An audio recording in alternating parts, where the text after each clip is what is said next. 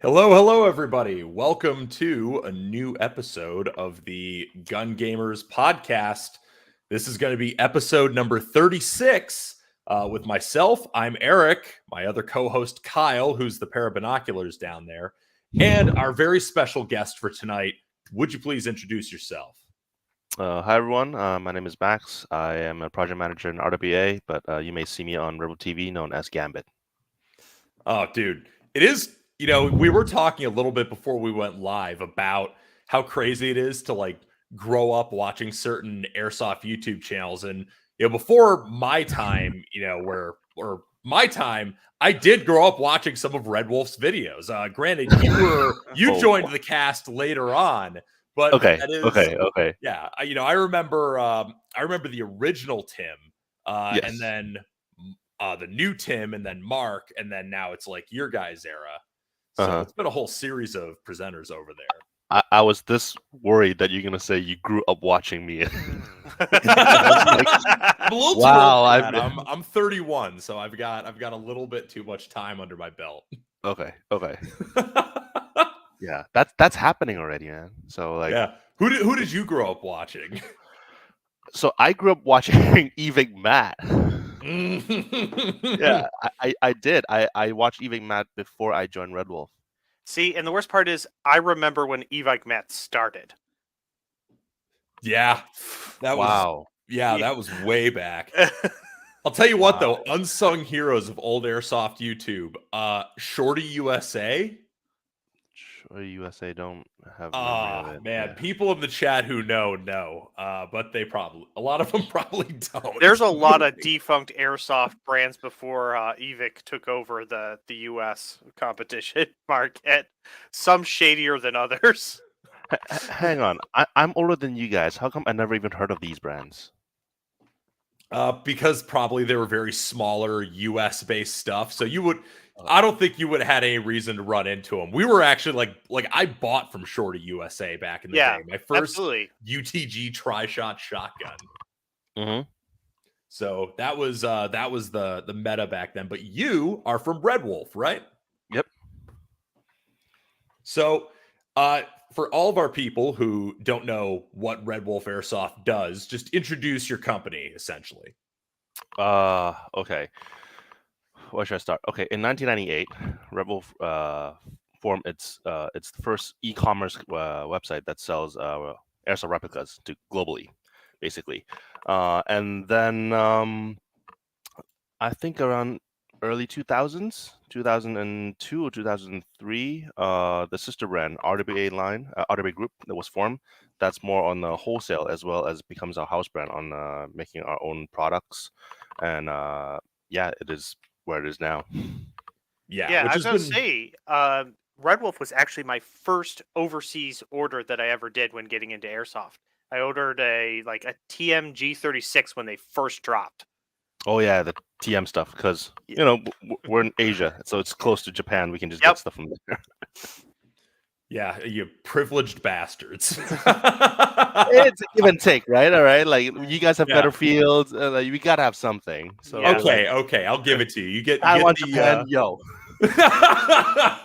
You also have Japanese whiskey, so don't sell yourselves short. Hibiki, right? Oh yeah, Hibiki, Yeah. all that good stuff. Hakushu, they took my Hakushu from me, but in any case, but yeah, airsoft is a bit different over there from how it is over here, right? In terms of Very different. how you play, like it's much more CQB oriented, and what else would you say is really different? So it varies from country to country. Philippines, there's no dual limit. That's scary. I have heard that. Yeah, FPS, it's not a thing there. Let's see, and obviously the environment and the climate is very different. We are practically next to the equator, so we're very hot and humid, which in a sense it's good because it's 24/7 gas blowback weather. Uh, because of how scarce land is, so all of our sites are mostly CQB, like you said. So a lot of close quarters, a lot of maps style type of games. So if you ever get a chance to play with people that are either from Hong Kong or Japan, you'll notice that they actually do pretty decent CQB work when it's inside a building. But once they're outside, we will get lost.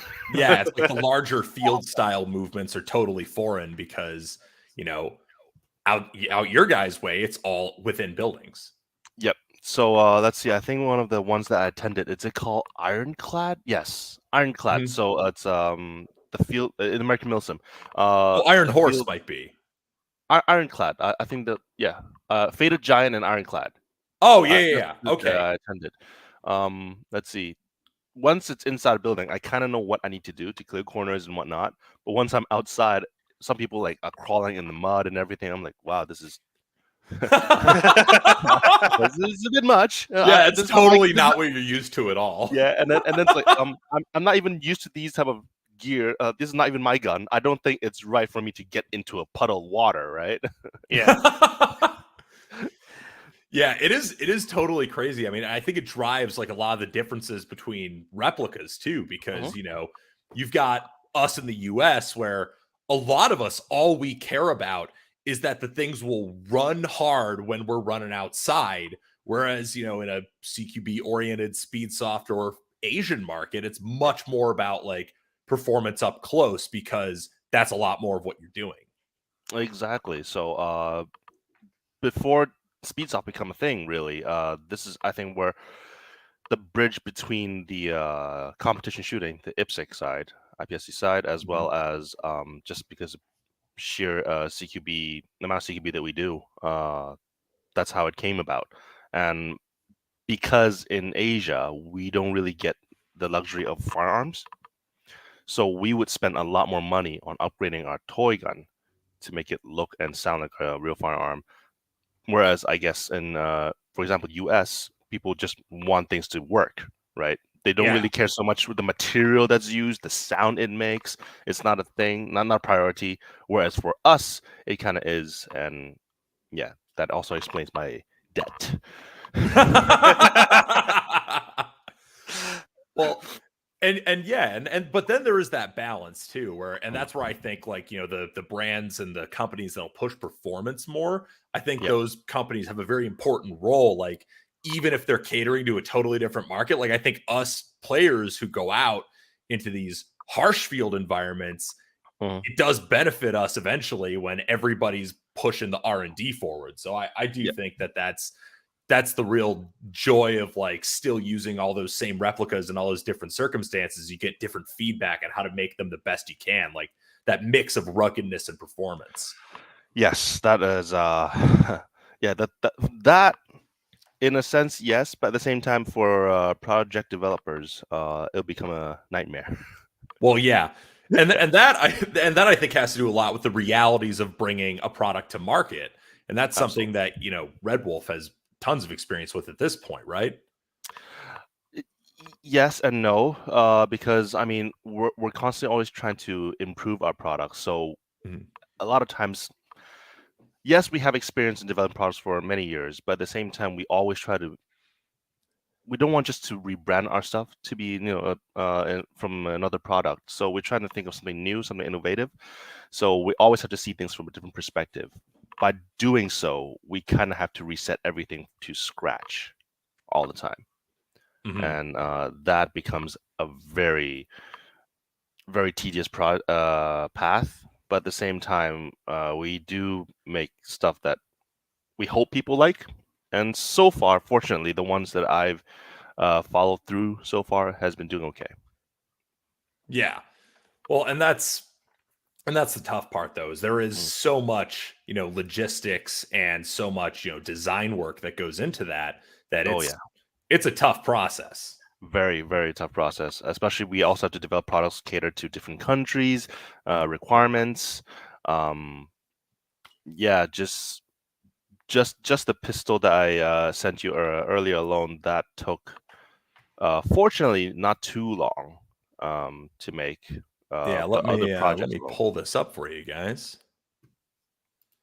I can actually probably share my screen.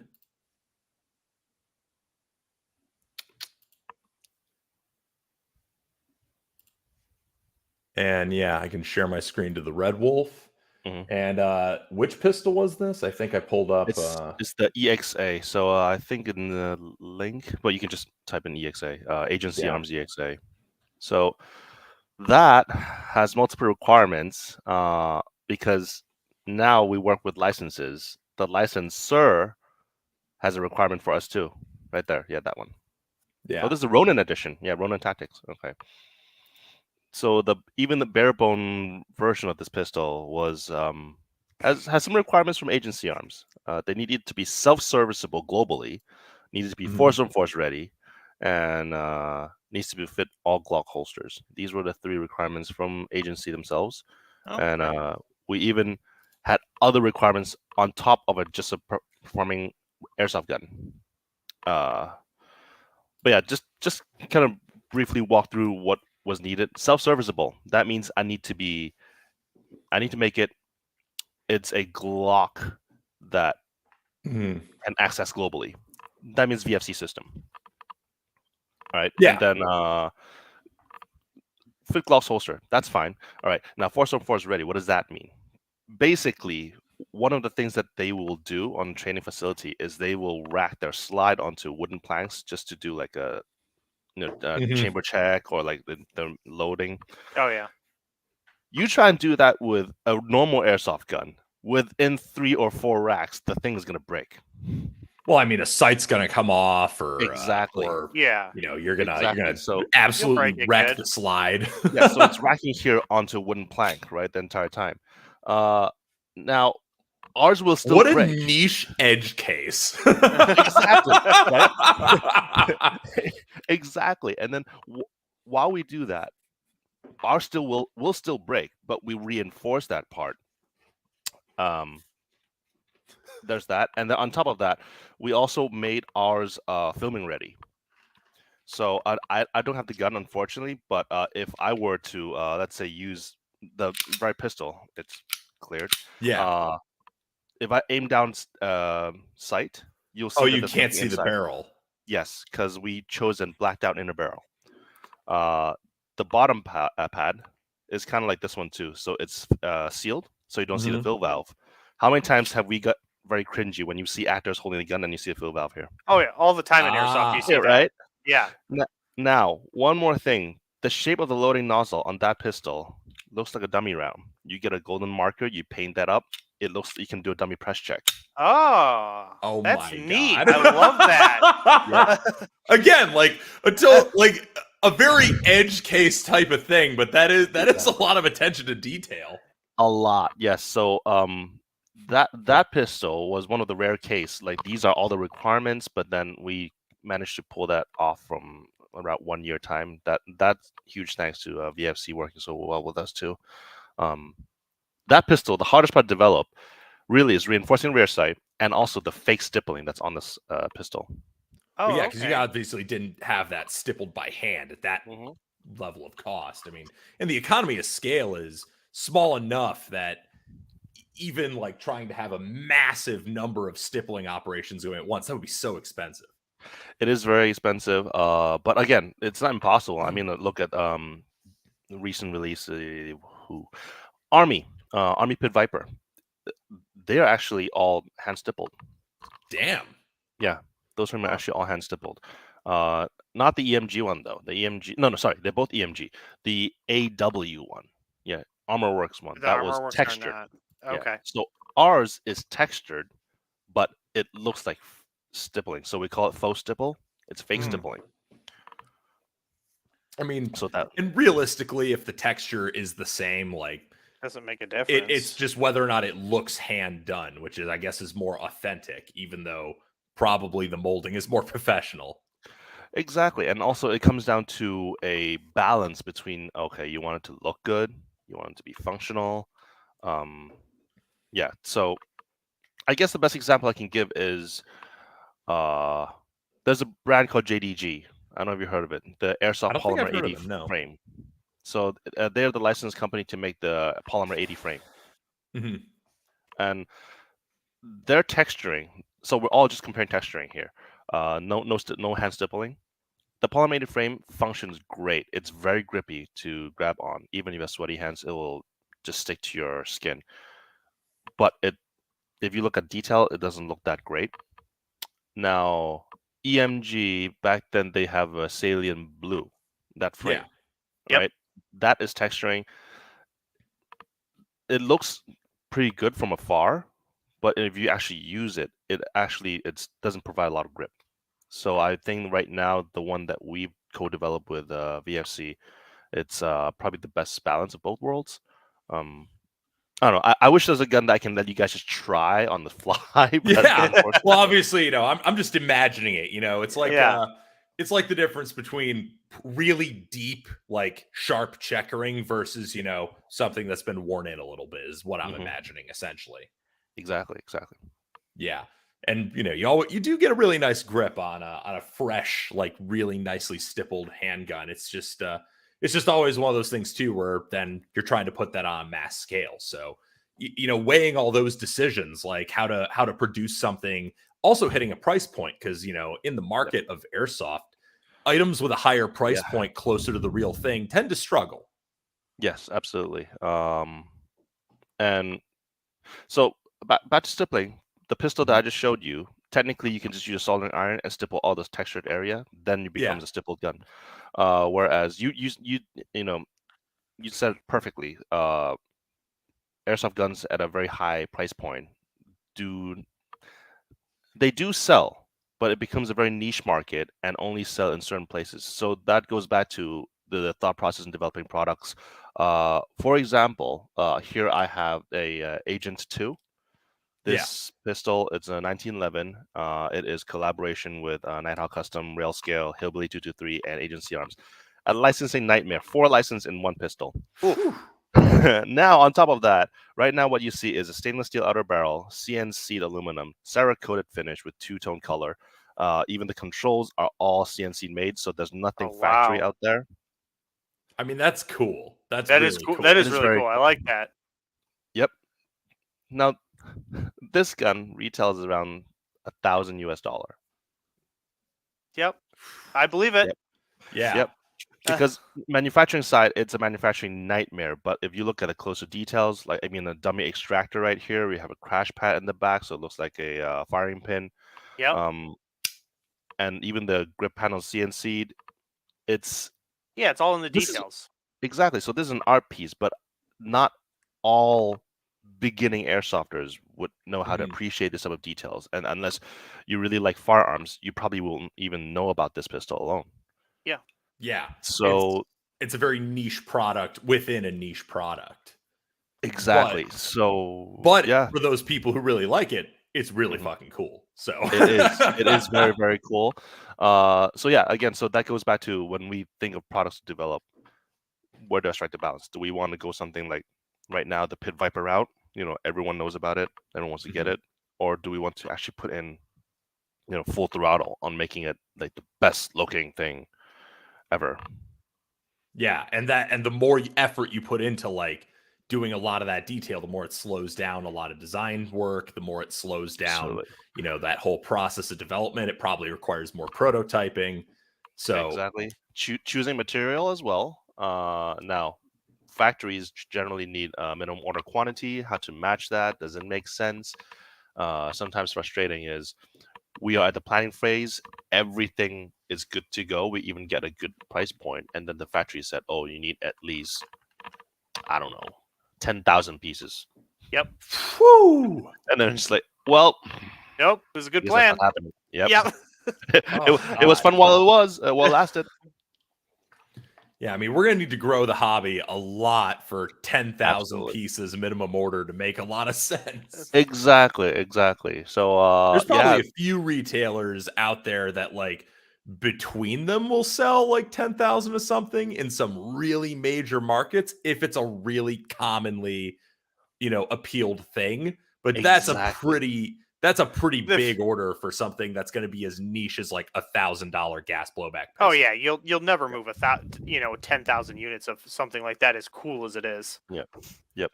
Whereas EXA, the one that you just saw, that one kind of did happen. So that was really Yeah. Really got that worked out.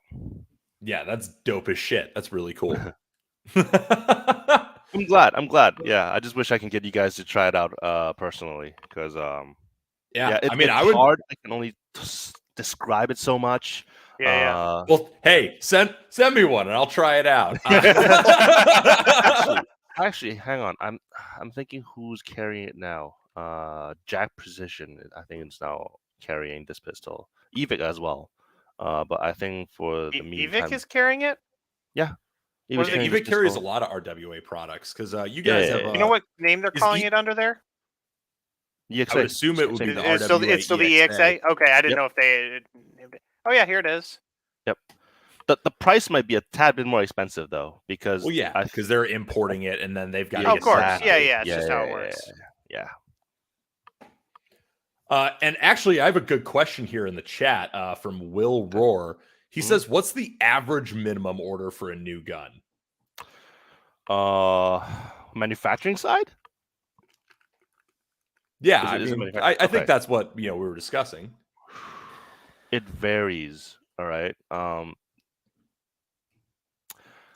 So, I guess the rule of thumb in general, 5,000 pieces or more, roughly around that. So it comes down.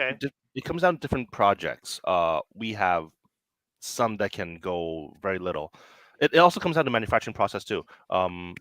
Material use. So, for example, the one that we just made, the EXA. Now, the material that's used was die cast aluminum. Yeah. Die casting mean you have to have a mold, kind of like a mold cast, and then you just pour molten stuff material inside, and it forms. Making that mold is super expensive, so you want to have a large quantity. That's why those would end up being 10,000s worth. Whereas something like this, you're basically just pure CNC. Now, for some people who don't know what CNC is basically a block of material, and then just a drill or like a cutter just cut bits and pieces and form that material itself.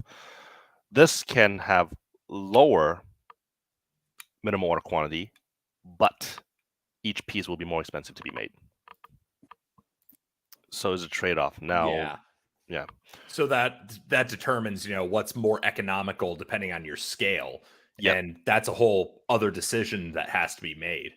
Absolutely. Yeah. So, and that's another thing that we also have to gamble. Thanks for the super sticker, Tristan. Thank you, sir. Anyway, I'm sorry. Continue. Just wanted to thank the man. But yeah, so we sometimes have to trade off. So when we develop a product, we have to think about, okay, the product, is it going to be a high-end product or a mass market product? That will determine the material used and the manufacturing process that we have to choose. Then that will hence go to the order quantity that's being made. So unless we have some other companies that are willing to, split the stock. So, for example, EVIC, EMG, and RWA collab and develop a pistol or a rifle, right? We share the cost together and then say, okay, let's make 10,000 pieces of this, 5,000 pieces you, 5,000 pieces us. We sell at the same price globally. That will make things a lot easier. Yeah, it's like car development, how like certain cars, like with the Supra and the BMW Z4, it's BRZ and the GR86. Yep, exactly. Another example, just like it. Yep. Now you're speaking a totally foreign language to me. But yeah, so something like that will work out. Here's an interesting question about, I think this ties into like some of the trends that we're starting to see. Do you think 3D printing might assist in manufacturing or development in airsoft? And I take it this guy? Yes, I know him. I played airsoft with him. Hell yeah. Let's see. So 3D printing definitely would help in quick prototyping. Right now, it will help test fit some of the stuff.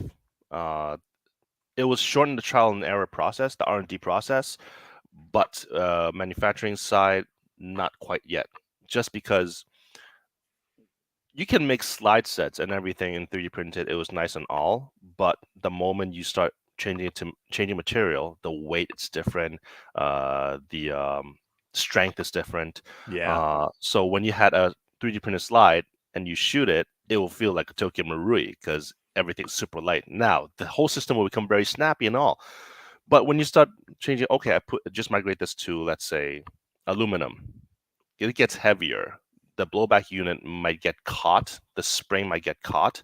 And then with the armor on it, then all the weight adds up. Now, why is my gun not shooting properly and everything? That's another nightmare on its own. Well, actually, kind of a spin-off question of that. Have you started to see any 3D metal printers with sintering kind of start to creep into that prototyping stage yet? Or has that not really hit the airsoft industry? Hasn't hit airsoft industry yet because I think one of those machines in general are still quite expensive. Oh, yeah, they're a fortune. Yeah. Exactly. And whereas people these days, because airsoft been around for quite a while, most people already have their own measurements. That's true. So they don't even really need prototyping. They just need to make sure, everything works out, and then it's good to go. What prototyping is hardest is R&D new system. So some of our older slide sets those R&D processes that's expensive. Yeah, that makes sense. We're kind of doing something in an entirely different way, but we're learning the R&D process and going through versions of prototypes. It's a whole freaking experience for sure. Yep. Yeah, when you actually have a discerning eye for product development, it makes it very tough. Very, very tough. I'm just throwing this out there, all right, because I'm having a hard time for years, and if anyone else able to do it, kudos to them. 1911, right? We already know the limitation that the magazine is just thin and small. Gas efficiency is already a problem. Yep. Right? No, even if you're next to equator like we are, it's clearing a mag on its own is already near impossible. Make an armor cut on this. That's all I'm asking. Make an armor cut and maintain. God. Not ask you to improve. Maintain its gas efficiency, but make an armor cut on it. If any one of you out there can do that, we'll be good friends. That would be quite the challenge. Right? Right? Yeah. But and then we have airsofters that don't understand the manufacturing process, and it's like, yo, why you guys spend so much money on this? It's a ripoff. There's not even armor cut on it. I'm like, it's not just like sticking a thing on top of the iron sights. It's like just take some tape, wrap it around the slide. It'll be fine. Buy one of those rear sight adapters, and then slap an armor on that, and see how many shots you get out. Exactly, those would work too. But again, for the RWA brand, we work with real firearm license. Yeah, and if we're working with them, we might as well make things as close to what they are in real life. Exactly. If we're just because those companies also want you to represent their product accurately. Exactly. Yeah. So it's finding that balance of what you can do while maintaining the accuracy to the real firearm while also making it still work for airsoft. Exactly. Put some AA glue on it. This is an interesting question here. Do you think VFC is becoming more and more an epicenter in the GBB world, largely in regards to rifles? Rifles, I don't think so. Pistol, I do. Okay. Yeah, I think pistol definitely, especially since their domination. I'm not sure dominating is the right word, but yeah, the domination in Glock. Well, being adopted as the standard by winning the worldwide Glock license is that was what was going to make them the standard, whether people think they're the best system or not. Yeah. And not to mention now the 320s, the SIG P 320s. Mm-hmm. Yep. Yeah. They own the pistols world for sure. And to be fair though, they have you shoot their latest 320s and all? Yeah, we've shot the 320s. Yeah. They shot great. Yeah, they're pretty good. They shoot awesome. They're a little bit hot for some fields, actually. Oh, really? Yeah, if you use the CO2 mags, especially. Oh, yeah. We only do green gas here. Yeah. No, with the CO2 mags, they can be over 1.5. Well, it's like you're talking about with the differences of playing in Asia, playing over here in the United States, especially in the Northeast where we are. It gets cold. we play in the winter. I mean, we hosted a game that was negative 10 degrees when we opened Chrono. Okay. Yeah, negative 10 degrees Fahrenheit. So Yeah. AEG all the way, you know. We had an AEG shatter in the parking lot. Just test firing. The entire receiver. It was a classic RD sport line, and the whole rear of the receiver. We had tons of witnesses who attest that this guy did not fall on the gun. He was shooting, and the whole back of the gearbox blew out and took the rear of the receiver with it. Oh, it's because it was too cold. So the material. Oh, okay. Wow. Wow. He's unlucky. He's very unlucky for that to happen. He was lucky that it wasn't his gun. Yes. It was actually our gun. Oh, that's unlucky. You guys are very unlucky. Sorry. Yeah. He's not unlucky. You guys are very unlucky.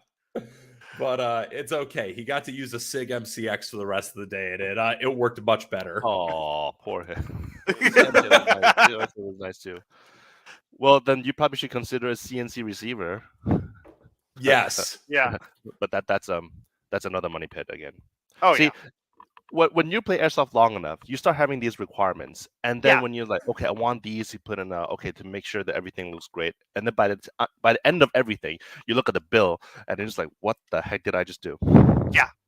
Mm-hmm. That's what happened. I bought an MCX and I did a conversion kit to make it into an AEG Rattler, and I do not think about how much money I spent converting this properly. It's mention that you also had to send it to Garrett to get custom machined in the upper receiver. You have to chop down the upper receiver to make the handguard fit. Oh, don't get me started on my gas blowback rifle. Let's get you started. What kind of crazy shit have you had to do to that? All right. Let me get it. Hold on a second. This is what happens, the audience out there who are listening. When you play for long enough, you just start collecting different things that you think about how much you'd put into making it work, and you're like, why did I do that? Oh yeah, and then you hold it and you remember why you did now, that. To be fair, I still use it. But it's just... you gotta still use it. Yeah. So this is my rifle. It's not licensed by Crytek, unfortunately. So it doesn't have the right markings? It does. Then who cares? What I did was... Warsport doesn't exist anymore. They can't sue you. Yes, but still. This was made before Crytek have the Warsport license, to be fair. Okay. In my defense. Now, this is actually GHK system. It was the bare bone version, so it doesn't come with the barrel, it doesn't come with the rail, it doesn't come with anything, no pistol grip, no stock, anything. It's a bare receiver. I had custom made all the laser markings on it. That's why I chose Chris Costa logo back then instead of the LVOA. Now here is also the markings that's done, laser engraved, all that. End gun rail. Now because end gun rail, this is a 13-inch barrel rail. The LVA signature look is a flush look, right? There's no outer barrel that actually flushes it. So I need to get a longer outer barrel, chop it, match it, get the top hat, and then I have to buy a actual Magpul Myad grip as well as a CTR stock on it. And then I got the MB controls. Let's see. Oh yeah, I also downgraded the bolt because it was shooting too hot. That's what mine did. The exact same thing. On top of that, this is green in color, right? Because it's Cerakoted. Oh, damn. And then let's see what I was into. Okay, yeah. So I also have the Defiance backup sights. Oh, I got the PTS Raptor charging handle. Inner barrel also chopped to match. Let's see. I have the Cloud Defensive Rain Light. I have the BCM grip, Vortex Spark AR. This whole thing cost me about $1,000 something US dollar. Yep. Yeah. Nice. That sounds about right. Yeah. Yep. And here's the icing on the cake. It looked great. I loved it. It doesn't take Keymart nor M-Lock. So I only got the Bigotee monolithic rail up to mount stuff, or the bottom. That's it. I cannot mount anything on it. So the rail's pretty much useless. So now here's the thing that I have to ask, because in the United States, a build like that, you might see one of those at a major event. Yep. Right? Like something that unique is insane. How common is stuff like that over where you over in Asia? Actually, I think almost all gas blowback users will at least have one of these at their home. Yep. Yeah. I'm not that unique over here. And they would even go so far in, they would try and get a real Mark 18 rail or Geisley rail, a real one mounted onto the gas blowback. So they're built on its own. It's even more expensive than mine. Oh, we should have had Garrett on here because he has a thing where it's, I think, probably 80% of the parts on his gas blowback rifle are converted from real firearm parts. He could give you the whole build list. It's a crazy build, just like Garrett is like the guy in our group that has stuff like that. Yeah. Like, we have a group where we've got like 30 dudes that we play with and staff games with and stuff. And Garrett is like the exception for having that level of investment into a single gun. Yeah. So everything here, other than charging handle and the rail, I think all the accessories were like real stuff. Just because they fit better and they actually last. Yes. Yeah. So I get where he's coming from, though. Yeah, it's super cool, but it's crazy. It is. The coolness. I don't mind using airsoft variants, but it's just throughout my years, I find they just don't last. And after especially attending you guys in the US, the Milsim games, I'm like, if I want the gun to be able to last through all that shit, it's not. It's got to be some real steel accessories. Otherwise, things just gonna snap.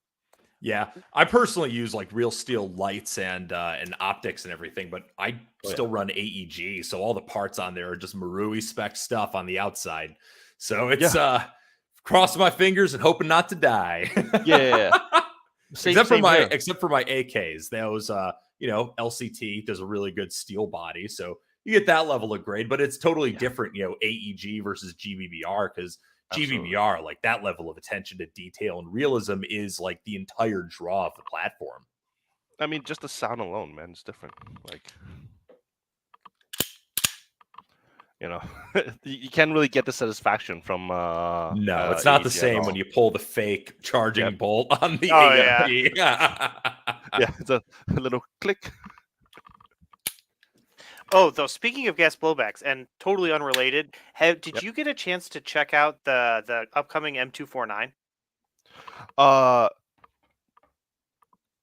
didn't get to fire it because that was in Taiwan's MOA show that I was in. My boss did, and then but I did see the system at a German trade show called IWA. Oh, okay. What are your thoughts on that? I'm kind of curious as a gas blowback user. It's exciting, but I think because the gas reservoir is so huge, like it can actually be a support gunner role, and it will just last. However, I'm not too sure how it will work in colder weather. Okay. But it's a first step, and it's very exciting, and it's so smart that it actually, it's basically a magazine fed, but it's on top. So they just switch the magazine on top. That I think is, and the box mag holds the gas. Yes, exactly. So that it's an entire tank of gas. That's genius for them. Yeah, I think what's probably going to happen when it comes over here is someone's going to tap that for HPA, and that HPA tapping would probably just make that thing chug all day. Yep. Yeah, absolutely. Actually, it makes sense just because it's a support gunner role. You'd be carrying a lot anyways. It's a lot of heavy weight. Might as well throw a tank on it. Yep. Yeah, exactly. There's actually someone here, Milsim Technology, Derek. He goes to a lot of Milsim West games, but he's working on building an integrated box mag for PKMs that houses a mini air tank for HPA builds. Interesting. So this is also another thing that I thought of. I think 5 years ago, we have under RWA line there was a M1919. Yeah, the Brown M1919. Yeah. That was not a project that I followed up. But I've always think, okay, the receiver has such a lot of space. It's easy to throw in a Wolverine Inferno engine in it. How can we have a tank and BB encased in the ammo box? That would be super cool. Right? That would be super sweet. That would be awesome. Yeah. I've been thinking about that. I don't know how to get it done. I talked to Wolverine multiple times. The air volume on the box mag itself is just too small, so couldn't realize it. And again, R&D costs and everything is super expensive. Yeah. That's the thing, you start putting more time into like even pursuing certain options, and you're already investing cost into the process because you're paying all those employees who are doing all that work on the clock. Like there's a lot of, in a business, every like time is a cost. So if you're spending time like theorizing different solutions, even that's all R&D cost. Exactly. Yeah. And every minute that I think of these kind of crazy stuff, that's already cost itself. Exactly. Yeah, I mean, technically, it's a cost having you on here. So no, it's not. That's a cost to RedWolf, I should say. Nah. We would love to also share stuff, inside informations too. No, it's great. Yeah. And speaking of that, though, I mean, is there, in terms of research development, I mean, you talked about the 1919. What would, other than that, be your like dream project of something to bring into Airsoft? Oh, there's so many though, and also as time progressed, there's different things, right? A dream project. So there's two I can think on top of my head. I mean, I cannot say two only. There's so many of them. There's oh my god, you just threw me on the spot. All right. Am I making you pick a favorite child right now? Kind of, yeah. Kind of, yeah. Perfect. I love it. All right. Shit. All right. You know what? I'll do. No, I cannot do one pistol only. Shit. Oh my. All right. So. I'll just name all of them. So I want to do something with a 320, P320 pistol under agency arms license. Obviously, nice. I also want to re-release the Glock slide options that were released many years ago, but this one was for an airsoft Glock that does not exist. Yeah. If you know what I mean. Another spec. Yeah. So I want these to be able to fit the mass market ones, the VFC ones made. Yeah. But here's the thing though. How many people do you think in the world would actually appreciate these alternative slide sets when the gun is ready metal and it blowback's great? So what I notice is a lot of people in the United States when they're switching out like pistol slides, a lot of time it's not just for the slide to look like another handgun. It's if that slide also has additional functions. Like a lot of people swap out for like RMR cut slides. They do that, and they also go for lighter weight slides at all if they're looking to increase and make it a little more zippy on the cycle time. True. And EMG does do pretty well with their salient arms slides. So I guess I shouldn't say that people don't buy them, but like I guess in like the circles we run in that are like really hardcore, there's also a lot of people that are cloning like setups that have been adopted by real military units and using that as the basis for what they're building. You know what? But this kind of goes back to what you and I have complained about so many times, which is we wish there was more brands that made replacement uppers, be it pistols or rifles, that if you want to swap out into a different look, a different function, you can just buy the upper rather than buying a whole secondary platform. That's the thing too, is, if it's a complete slide set that you can like swap on and off, I mean, then some people have different slides for different games. Yeah. Yeah, but that will also become an issue on compatibility and consistency. So here's a question for you guys instead. How do you guys feel about VFC as a company? Now, I'm not like questioning them. They're great companies, hands down. But one of the things they do is they listen to the community. They hear feedbacks and then they upgrade their internal systems and whatnot. Namely, the 416. I don't know if you guys know. There's a gazillion iterations in it, the gazillion versions of it. So practically, there's no aftermarket parts they can support because they change so many times. Now, would you like a company to do that, but in the end you have no aftermarket support, or you want something like, let's say, I don't know, Marui, the 18C. It's a flawed system, and then people just try to dump in money and try and fix it, but then I think the best answer is kind of a hybrid answer, which is how like the real Glock does it, which is they make incremental improvements as they move along, but when a core system is flawed, every X amount of years they switch up to a completely new platform. And like for in the US, when I'm buying a real Glock, I know if I want the absolute most upgrades, I want a Gen 3 Glock. But then if I want, the newest whatever, then I want Gen 4, Gen 5, and I can get most of the parts for those, but it allows people who are like, hey, I want to heavily invest in my system. Well, the part support is there because they're not changing generations constantly. They're doing it every once in a blue moon, and it kind of works the best of both. But then, see, that's what Glock can do, right? They can have gens, whereas for us, we're mimicking the real gun. Yes. So we're kind of fixated on the gens. So let's say if we make if VFC make a Gen 5, the Gen 5 works great right now, thankfully. Yeah. But if it wasn't, and then they want to have a Gen 5, Gen 2.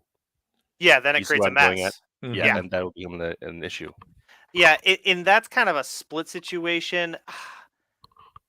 I would take the upgrade in performance over a flawed system. Yep. But you need to be able to provide at least OEM parts that you can get. That's always been my thing, is if there's no other parts support, if I really want the gun and I know that it works out of the box, as long as I can get OEM parts, I'm happy. Like, even if that means I have to repair it every now and then, I would rather be able to keep, as long as I can keep it running. I expect my airsoft guns to need some level of maintenance. Like, when you're out in negative 10-degree weather and snowy, rainy games, and, you're getting pissed on rain for 40 hours, like, that your airsoft gun is being pushed beyond what it was really designed to do, and you expect to do more maintenance. So I just need to be able to do that maintenance. I would say that's like my biggest priority. Yeah. Yeah, maintaining guns. Because that's, go ahead. Oh no, I was just gonna say I sidetracked on talk about guns. I'm supposed to say what my dream build is, but go on. Let's carry on after what you were about to say. No, I was going to say, that's kind of a thing in the manufacturing world. If they're improving generations and stuff like that, as long as they do enough parts overrun for it when they do the ordering, say they order the 10,000 part minimum, but they produce 5,000 units, then they have enough extra parts to keep them running for at least a considerable amount of time. Now, here's another nightmare. Every time you manufacture, it has to be 10,000 parts, right? Yep. Yeah, so if you run out of the supply, you're fucked. What if you sold out all 10,000 parts and then someone say that, I have this one gun that has like. Alternatively, how many parts do you order 10,000 of? What if you order 10,000 of a part that proves not to be a failure part, and now you're sitting on 9,000 parts? Yep. Exactly. 9,999. One customer. One person. Yep. So you're tying up all of that money and all of that space to do these like runs of part support, but it's a huge cost. Yeah. So welcome to our nightmare. Welcome to my nightmare. All right. So what are your other dream projects? Okay. AR, there's so many. So we own the Battle Arms Development license. I'm hoping one day we can also release a budget version of a gas blowback rifle. So, there's MWS system everywhere, but when we buy MWS from Marui, you have to spend a decent amount of money to upgrade M-lock rail, mil-spec buffer tube, and stocks and everything. Now, Evate launched their new line of Noveski N4s, two at the same time. Basically, kind of along those lines, but I want something that's even more budget friendly and simpler. Okay. Yeah. So functionality-wise, it's already have MB dexterous controls, a reinforced charging handle. So it's something really genuinely out of the box. unplug and you can go. Yep. Mm-hmm. Yeah, so I want that for AR. Now, shotgun, there's two. I want a Benelli M4. Yes. Yes. Give me a Benelli M4. I have bitched since the old Maruzen 1100s, and I'm like, give me that gas blowback shotgun. Listen, I've been playing the Resident Evil 4 remake recently, and it just reminds me how Resident Evil 4 original release made me fall in love with the Benelli M4. It is such a cool gun. Here's the second one. Also a shotgun, a gas blowback Genesis 12. Ooh. That would be cool. That would be neat. Yeah, but I think Benelli M4 is above the Genesis 12 just a tad bit, because Genesis 12 is really awesome and all, but something about the chamber loading, and then also racking the bolt and quad loads and everything. And Resident Evil 4. Yes. So for me, it's a little different, right? Because Agency have their own version of Benelli M4, Agency Arms. Yeah, so I want that. That was the gun that I forget what's the guy's name in Suicide Squad used. Oh, Deadshot? No, not no, Deadshot. It wasn't Rick? Deadshot. The one with yellow T-shirt in the second movie. I forgot what his name was. Yeah. Can't help. No, 100%. I have wanted a gas blowback shotgun forever, and I think that would be a huge hit. Tell your bosses, Gun Gamer said it was a great idea. I'm sure they'll go for it tomorrow. These idiots from the United States with less than 30 we have more than 30,000 subscribers now, excuse me. But yeah, these idiots said it was a great idea. No, I'm pretty sure we all think it's a great idea, but it has a lot of limitations. Yeah, a lot of obstacles. For example, so is this Benelli's license? Yeah, that's the thing. Yeah. There you go. We own the Agency Arms license. Agency modified Benelli. So then, we have to work with Benelli now. Yeah, but then you got to go to Benelli, and has Benelli even? Who owns the Benelli license? Anybody? I don't even know. And even those who I don't think anybody makes an airsoft Benelli that's licensed. Yeah, I mean, what can they do with it? I think, does Evic? No, Evic doesn't own the Benelli license. I don't think so. Let's say Evic owns it, right? What in Benelli line can you make? I mean, the M4, but it would be super, super difficult. Exactly. The M3 also has been popular forever as a tri-shot, but that's the thing. You'd be competing against all the generics. Yeah, exactly. Other than that, it's basically just high-end shotguns. Yeah. So right now in the market, in my eyes, I have yet to see a reliable field-ready shotgun.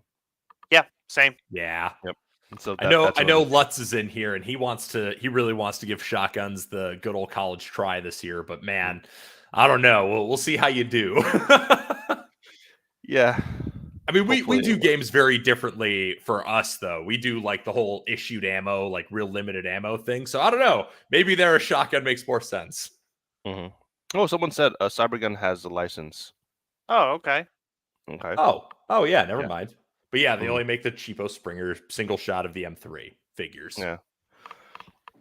Makes sense. But I mean, right now there just isn't a reliable enough shotgun system. The closest we've got is the KSG. Marui. Yeah.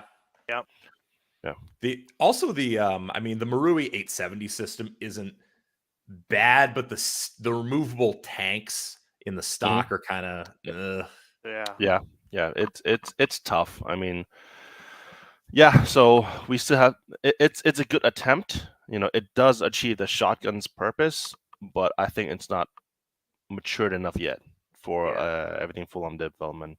Not to mention not semi-automatic. So, well, hopefully we'll get to the point where the market, and one of the things that I think we see with differences for the Asian market versus the U.S. market is where you guys don't have firearms. You're willing to invest a lot more money into a single airsoft gun, and it's because for the United States, a lot of airsofters are comparing the value play of airsoft guns to buying the real thing. And that's kind of a flawed comparison, because even though they look alike, their purpose is entirely different. You cannot shoot your friend and laugh about it afterwards. Yeah. So for like us who are like serious LARPers and people are like, you spend that much money on a gun for LARPing? I'm like, yes. They have yet to find out the cosplay community in Comic-Cons and whatnot. Yeah. That's the real money pit. They spend so much time and money to develop these awesome costumes. They only use it once. That has actually been something we've talked about a lot, Kyle and I. Because I want to start bringing like some of the games that we want to host to those cons and be like, hey, whole new bunch of market that Airsoft has totally ignored for the last 20 years. Would you like to go play fun games outside with your friends? Yep.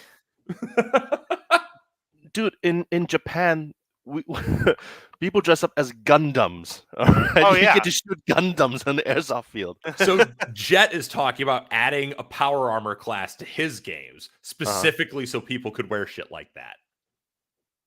Oh, that's cool.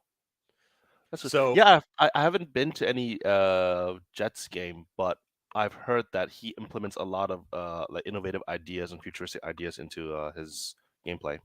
What U.S. games have you been to?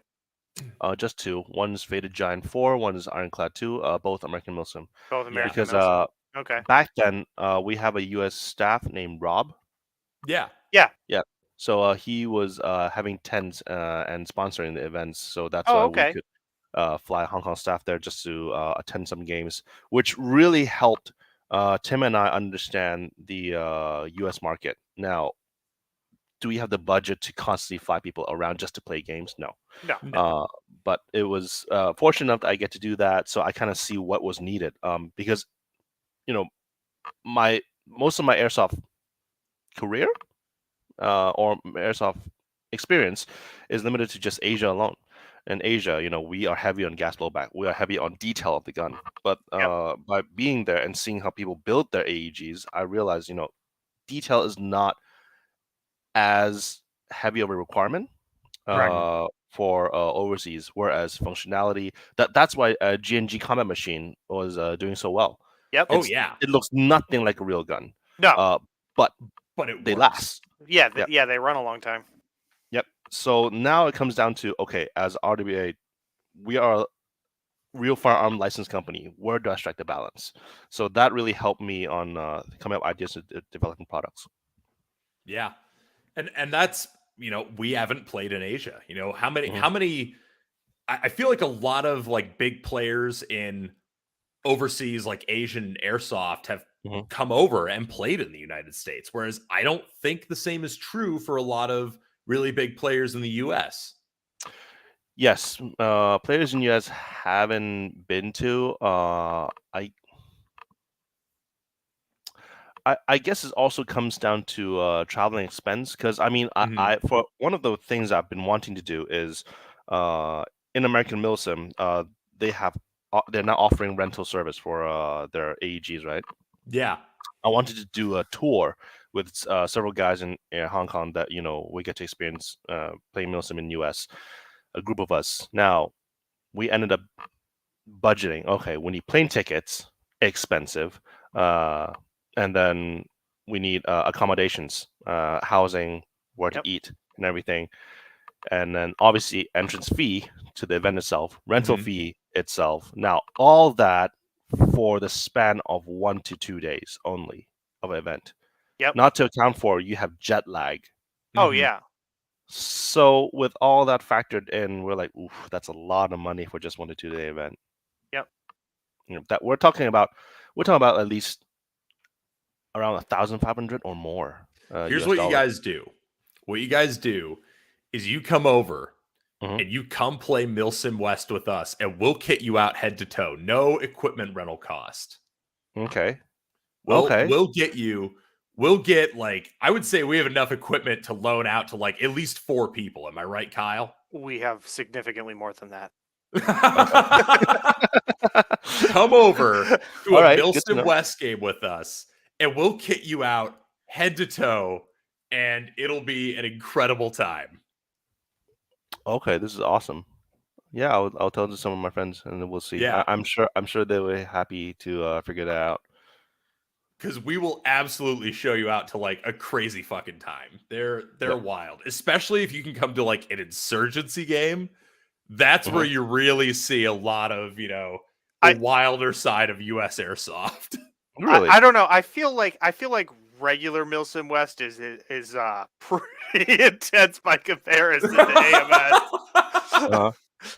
I mean, we do a pretty intense game too. Like we have drone classes and stuff like that. We're gonna have vehicles coming up at an event, but Milsim West, if you want like a 40-hour experience with tons of blank fire and stuff like that, it's a riot, and we'd be happy to help make that happen for you guys.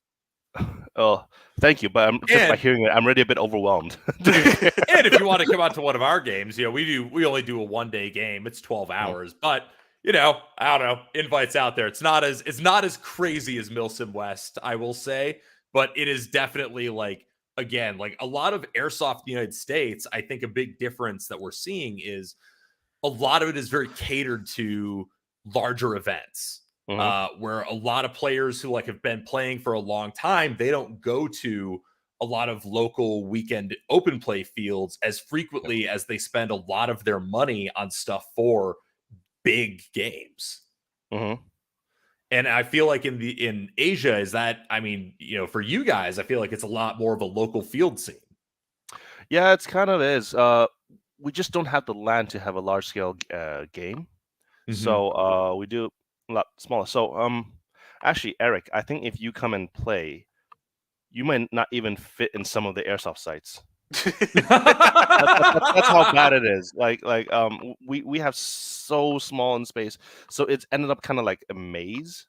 Yeah. You're basically playing CQB in maze. So because even I sometimes struggle on just finding how to crawl around certain space or like finding barricade. Damn. Yeah. So but that's how Speedsoft was created, right? Like all these tiny corners, space, jumping around, and whatnot. But yeah, it's a very different experience. But we definitely don't have the capability for having such a large scale game just because of geography limitations. Whereas that the makes United sense. States, we have the luxury of like enough people who own that much land who are willing to rent it out for that purpose. Like, it's Eric, exactly so different. How big is 559? Hill 559? I want to say it's like 3,000 acres or something like that. Yeah. I mean, Ballcar, where we're going next month, is like 5,000 acres total. Correct. And then we've got one that we're doing that's 1,100 acres. We've got a game called Ascension. That's the one where that's going to have all the vehicles and all that type of stuff. That's at a facility that's 1,100 acres, has a shoot house on it. So we have we're very spoiled for choice when it comes to like ways to play the game. Oh yeah. Yeah, definitely. And then our rent are high too. Yeah, definitely. But yeah, it's a different experience. It's crazy. Yes, we are very. Cool. Oh yeah, we cannot have pyrotechnics. Oh yeah, I didn't even think about that. Oh, that's unfortunate. Yeah, no smokes, no thermobarics, no thermites. Yeah, that really limits a lot of your options, and that's why gas-powered grenades are always going to be made. Exactly. Spring-powered, gas-powered, they're also going to be made, and that's also why I haven't bought myself a Team Wendy or Sword in the headsets yet. Because you don't need them. Yep. Money saver here, which is I'm glad. That's good. Always good to save money where we can. Yeah. I mean, but I do think a lot of people forget that the United States is almost the minority of the airsoft market worldwide. We have like some very heavy pockets of scenes, and we're definitely a big market. But in terms of like for a lot of different products that get made, a lot of it is being tailored to the home markets of these brands that exist over there. I mean, Tokyo Marui doesn't make anything for the United States; they're making everything for the Japanese. They don't make anything globally. It's more they like really don't. You guys want some? Okay, you can take it, but I don't give a damn what you guys care. I don't give a damn what everyone else. It's just only for Japan. If you guys want it, take it. Yeah. So it's crazy, but then the game has evolved in these different ways, like kind of around it. But also the game evolved in different ways to begin with, because you guys have always been doing the CQB thing, whereas in the United States, airsoft started in the woods with a bunch of dudes just in their backyards. Oh yeah, and also hence you guys are a lot heavier on the gear setup.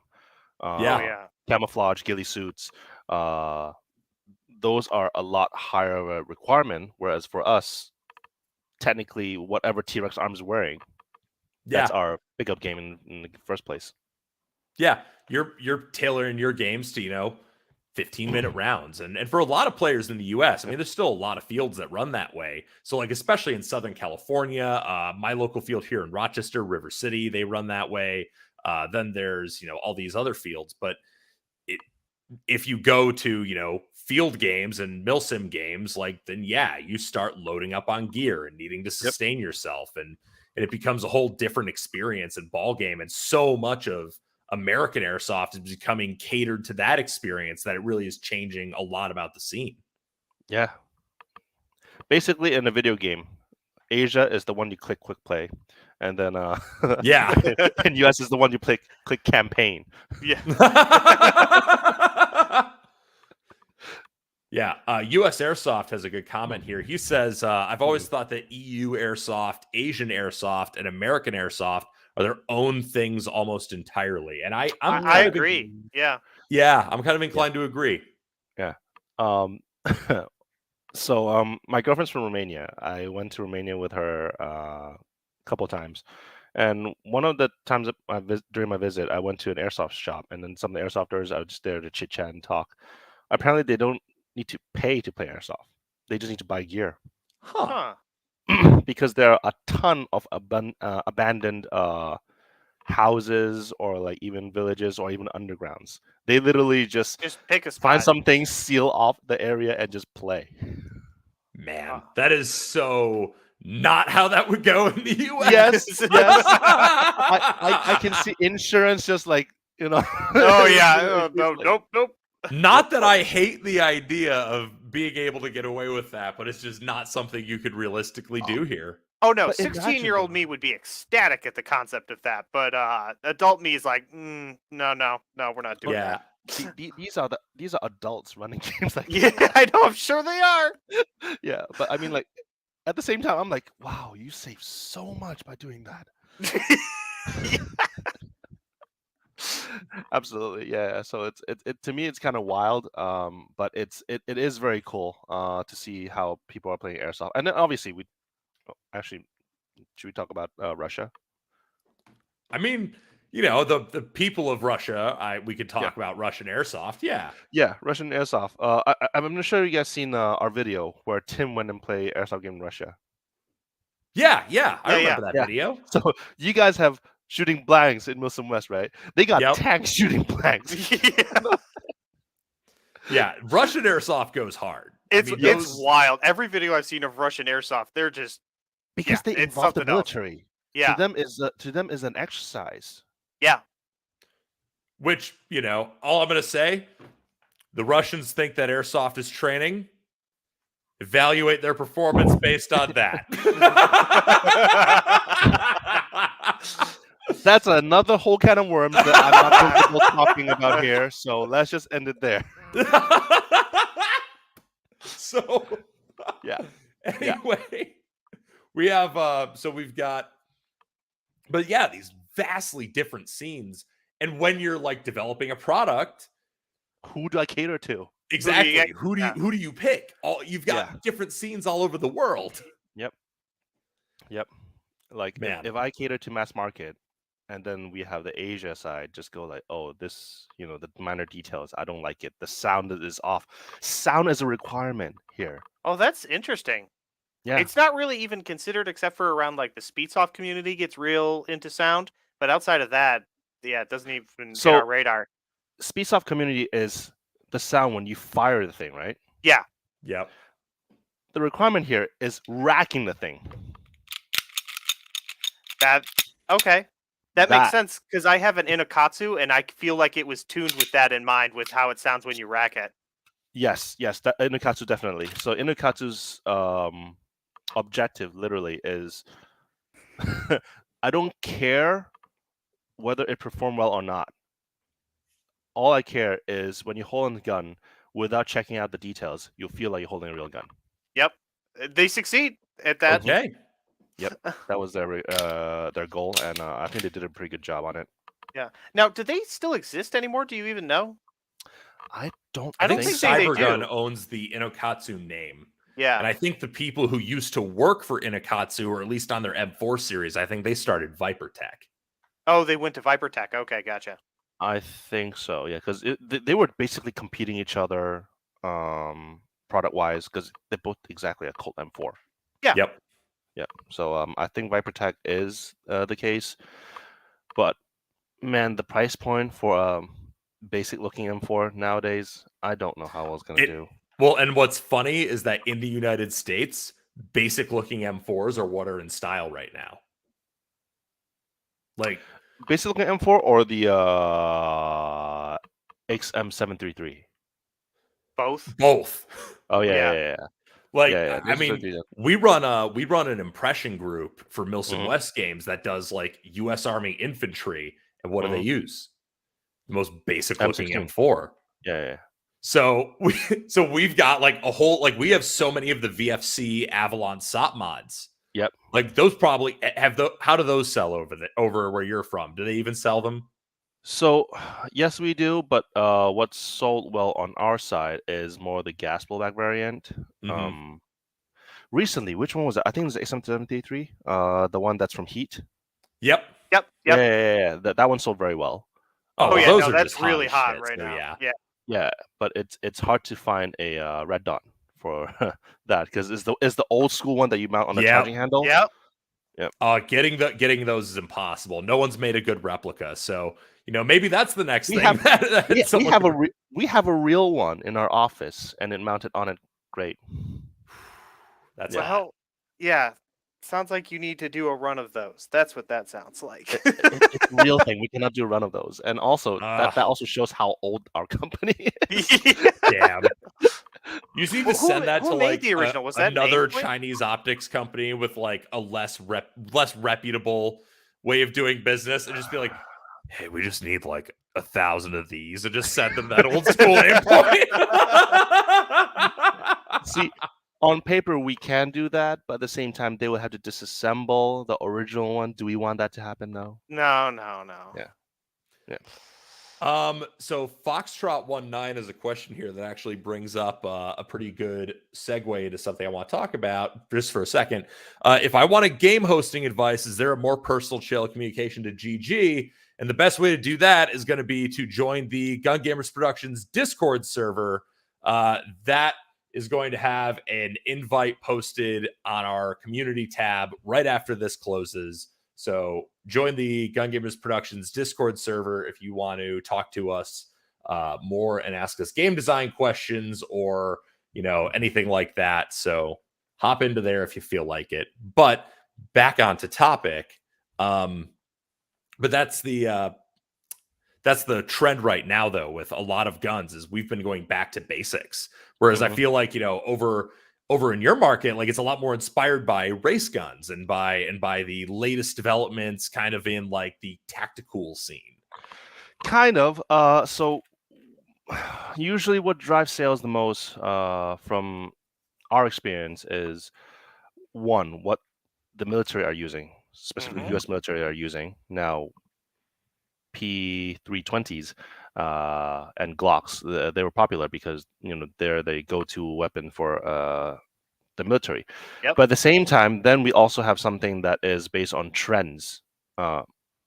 John Wick, the Combat Master series, the Pit Vipers and whatnot, even the MPX. Those has nothing to do with the military side, but they sold well too. Those have definitely been doing well over here. Oh yeah. Yeah. So that basically is, I guess, is more of a trend thing. All right. So whatever the latest the militaries are using, that's also a trend. Yeah. So it's trend driven in terms of sales. So yeah, sometimes it's hard because you get licenses doesn't mean you always get the trend. So for example, F1 firearms, when it first came out, it was the hottest thing. Is it trendy now? I'm not too sure. I don't see anybody talking about F1 firearms anymore. No. Yeah, exactly. So Seeking Precisions. Yep. Yeah. They had a run for a while. And then even salient arms actually. Yeah, nobody really talks about salient arms anymore. Actually, that's a good point. Yeah, well, the thing is, it's because a lot of those companies come out and they make a splash, but then they never get adopted by anybody, so nobody really cares. But even when it's adopted, though, it's the marketing of that particular unit. So one of the examples I can give is Agency Arms, the license that we own. They actually make the pistol for Orange County SWAT team. All the MMPs are Agency Arms MMPs.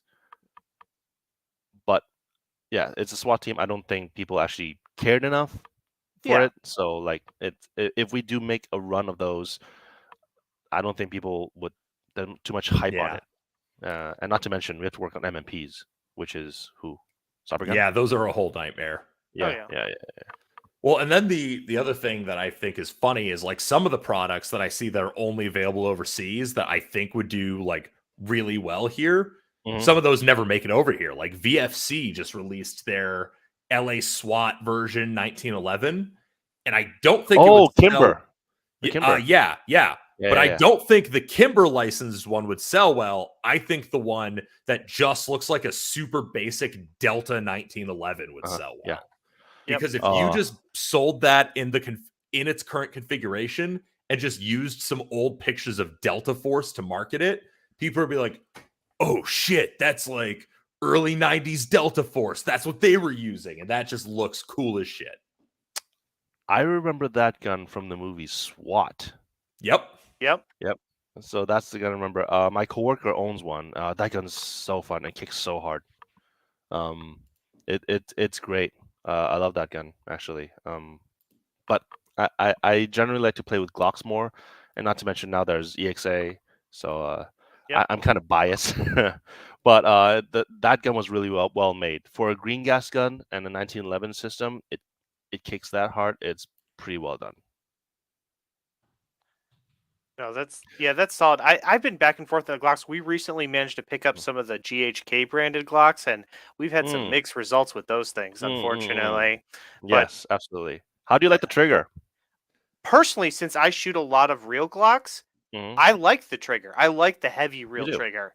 Even though, I mean, it's a shit trigger, but the real Glock is a shit trigger too. So I feel at home in the. So here's the problem: is we have we have 5 different GHK Glocks in inventory because a store over here did a liquidation sale of them for $180. And so we bought 5. Yeah, and all of them have different triggers. $180. Wow. Yeah, at $180, it's a great buy. At retail, not so much. I have yet to be convinced it was a great buy at $180 because I can't get more than 10 shots out of mine. So, I mean, the trigger is inconsistent. It's because of how the system was made, right? It's actually a fake wall. It's a bar that's blocking the trigger and is forcing you to actually overpower it. Yep. It's not a consistent mechanism, so it simulates the weight, but it's just not an actual wall.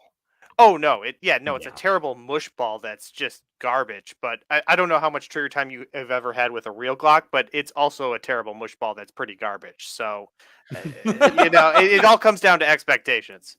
The sensation's still a little different for me. It is different. I don't have a lot yeah. It's the clean wall versus like a mush ball. Like I don't know. Oh, right. No. I'm sorry. I was wrong because the Glocks that I shot were usually at SHOT Show, and those were actually agency ones. So the agency ones are great. No, the factory Glock trigger, especially on like older generations, was not good. Yeah, it was a thing. Factory Glock, I've only ever shot a Glock 34, and I heard that trigger's different from a Glock 17. Okay. Yep. Yeah. So I have that. But yeah, in terms of the R&D side, GHQ were nuts. I don't know who came up with this idea. Apparently, it's the owner's father. So the original owner of GHK just one day decide, you know what? I'm gonna MacGyver a M4, the nozzle, into an actual slide. So I'm gonna miniaturize the whole blowback, like the whole bull carrier, into a slide, and it worked. It did work. So I was like, and I was like, wow. Like, I mean, I always did think it kind of looked like an M4 like GBBR bolt carrier group for the nozzle. So now I know why. yes. So you know what? Like, we make such a good GHK M4. You know what? I'm gonna turn this into a pistol and just like and shrinked it, and then when I first saw it, I literally just asked the boss because I, I I I know the boss's son, which is now currently the main person running GHK, Yeah. but originally it was his father, and then I was asking who came up with this design. I was like, oh, my father, and I was like, I. I didn't want to say that, but it's like, how high or how drunk were you that you can come up with this idea? It's insane, but it's Did also you happen so to cool. look this up on 420? Yeah, pretty much. Like, Wow. I'm sure no one ever thought of putting an M4 bolt carrier into an actual. No, I can almost see the correlation to if you look at like the old school Marui system Desert Eagles. Yeah. Or WE's Desert Eagles. Yeah, pretty much. Those things look like a fucking M4 bolt carrier group. Yep. But now it's done on a low caliber pistol. Yeah, so it's even crazier. and they're coming with MOS now. Yeah, I saw that. Yep.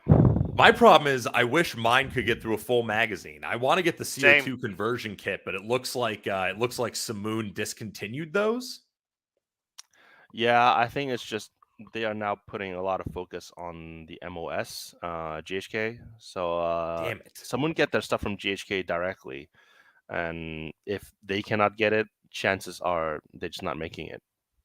Yeah, no, I've been trying to get a spare upper for my GHK for forever for the rifle, and they haven't since pre-pandemic. Basically, it's been impossible to even get parts and shit like that. It's a nightmare. So yeah, I was so worried when we launched our pistol, the EXA we showed earlier, because we saw the GHK one and we're like, oh my god, what if that one dominates the market instead? So that means this pistol is no longer self-serviceable.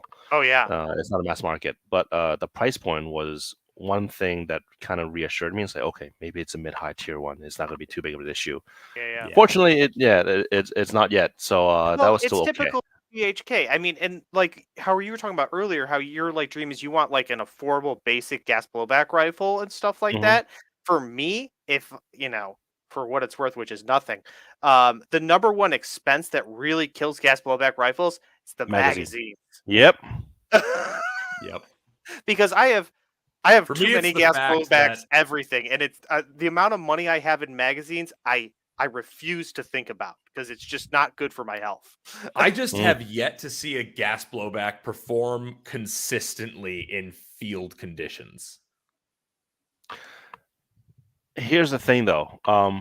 In what temperature? Well, and that's the thing is in our field conditions, we'll get a variety of temperatures. Okay. So if it's a relatively warm, I do have a recommendation. But if you go anywhere below 10 degrees Celsius, sorry, I cannot bend physics. That's the thing is it's just the limitations of the system itself. Oh yeah. Yep. But otherwise, MWS, it's amazing so far. It's not realistic, but performance-wise, it's up there. I do want to get MWS. That does seem like the best of the newer GBBR systems. Yeah, if you want the best performance, absolute performance, it's MWS. Yep. I love my GHKs. Realistic GHKs to like break down, but I don't give a shit. I'm an AEG user anyway. Yeah. Yeah, definitely. But it's MWS is now the dominating part, hands down. So that's why I think that's where TM still has its place in the market so far. Yep. But otherwise, if they continue to just not giving a crap about overseas and just develop their own thing quickly, I think VFC is going to take over. I believe it. Yeah. I think VFC is really focusing on that market in order to put themselves in a position to take over. Yeah. And that's because they listen to the market, right? Yep. Yeah. Well, because they're, Tokyo Marui is very catering to their standard Japanese market, and that's good for what they're doing. It's just that now you're going into a larger worldwide market with all these different expectations and different licensing and all these complications. And the company that can navigate that better is going to end up being the dominant company. I think now's a good time to start taking some questions, and then we can start wrapping up here because we're coming up on about an hour and a half. Well, time flies. Yeah, right. Time does fly. It's been a great conversation. I mean, thank you immensely for coming on here. No, thank you for inviting me. It's my pleasure. While we're waiting for questions to roll in, is there anything in particular that you'd like to close out on? Please understand the manufacturing size limitation.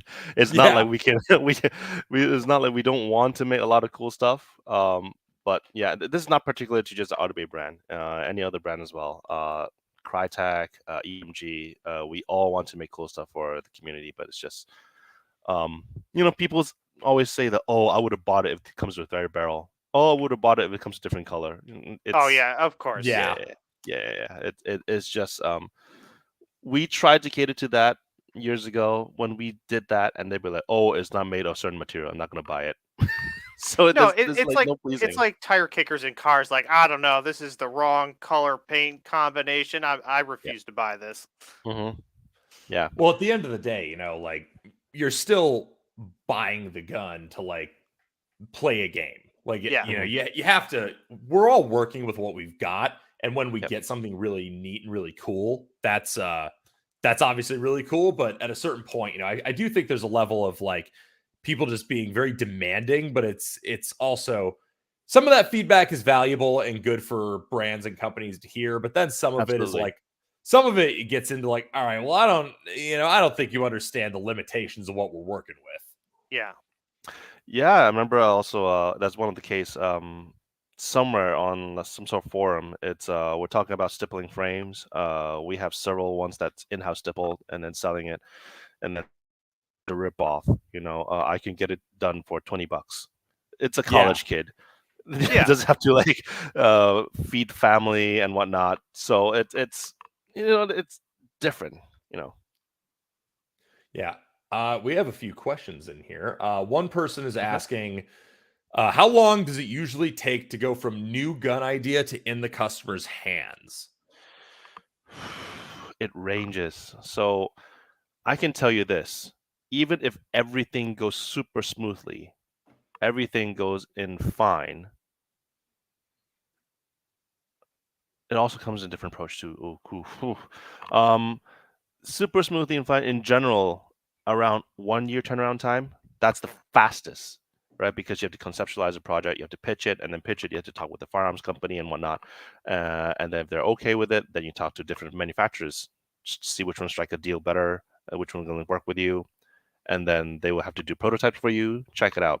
You have to send the prototype to the firearms company to check out too. Once that's done, everything is approved. Okay, mass produce, and they've designed the packaging, everything in one box.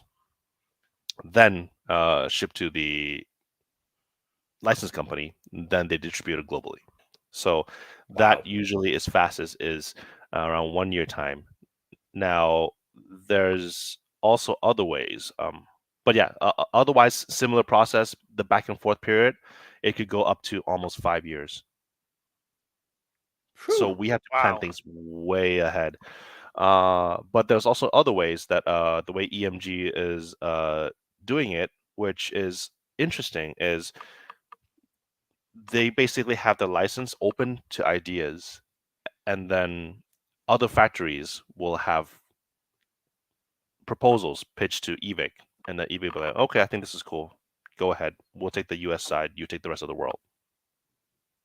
Yeah. And they do. So that's also some of them. ASG also does that too. So the CZ Shadow. Yeah. In Europe and US, I think it's called under the ASG brand. But over here in Asia, it's under the KJ Works brand. Yep. Yeah. Yeah, that's how it works because they're exclusive in certain areas. But I think it's KJ that pitched the idea. So that way, it makes creating product a lot faster. Because you've kind of already got something that's being pitched that kind of is already in development. Precisely. But then there will be cases kind of like the Noveski N4 that EVIC's now doing. Yeah. Yeah, there's 2 versions of it, but it looks exactly the same. Yeah. Someone else has a question. Mm-hmm. Would you? This actually might get into some of what we were just talking about. Is would he be able to order the TM Resident Evil SGO9R for the U.S. market with sure ship? He's heard of others getting in trouble with Impulse 101 in Japan, and that has to do with like licensing in different regions. Not just that. So there's two things mainly. The Resident Evil Japan one. Unfortunately, I cannot answer you right now, but I'm not sure if there's any UMREX marking on it, HK marking on it, because this particular gun is based on the USP. So that's a problem. Second of all, a lot of times it's not so much about us shipping out; it's more about the customs. When they see it, they will hold on to the gun. Now, U.S. custom has been a bit shoddy. Sometimes they will just clear things really smoothly, but sometimes they will try really hard to force the orange tip off, and the moment it comes off, that's game over for you guys. So the gun cannot go through. So yeah, they will use sometimes they will use pliers to pry open the orange tip, and when someone does that, it's pretty much guarantee off. Yeah. Yeah, so you can break anything if you try hard enough. Exactly. So it's kind of frustrating. It's only recent thing though. I don't know why certain state U.S. custom is so uptight about toys coming in. Yeah. And I think we got time for one more question. Let's see. Which one to pick? Let's say pick a juicy one. That one. Yeah. Can you talk about the current GHK AK? Apparently, some of the stores near him have a lot of quality control issues recently. I have heard of that, but so far, fortunately, the ones that we've sold hasn't had that many issues on GHK side. I'm not sure, is it because from my understanding, GHK manufactured the system. They get their shells from elsewhere. Now, when they manufacture it, I'm not sure, is it because I'm pretty sure GHK gets their externals from LCT. Yeah. I think so, but has a supplier change? Is it still the same supplier? Yeah. Or was LCT the one that's actually changing the casing outside? Or it could even just be something that's not like known some to spec public. On one part changed for the externals, didn't change for the internals, and now something's wrong. Precisely. Or something, it could be some parts injection molded. Now, some people that don't understand, mold do get damaged over time. Mm-hmm. Yeah, so it could be a mold it needs replacing, and that's another nightmare. It's another so expensive. But yeah, it could be a mold that's damaged, and then hence there's certain batch that something is off. But so far, the ones that we've sold, I think it's still okay. Whether and I think this ties in though with this guy's question too, which will be the one we end on. Why do some products need to be out of stock for up to a year in the U.S.? Are they only manufactured in batches, or is it general like logistical issues? It could be both. So the answer to that question is yes. Absolutely. Especially recently, because of COVID, we have factories that literally closed down. So that caused a backlog of other stuff. Now, some factories are playing catch up, trying to make other orders first. That's why some of the stuff takes a long time. Or sometimes it could, again, be a customs issue. It didn't clear. Custom held onto the shipment. So even certain store want to order something, but it got stuck at custom, and they are trying hard to clear it. Yeah, that's the issue. So, with that being the last question we're going to take, what's next for RedWolf? Oh, okay. I'm trying to think. What can I say? What am I allowed to say? You know how that's stress for the Marvel Avengers that we cannot say something, but sometimes you can say certain things. Yeah. Okay. Because there's two big thing that's coming. Ooh. Are we talking 2023 or? Yeah. Okay. Yeah. Very soon. No,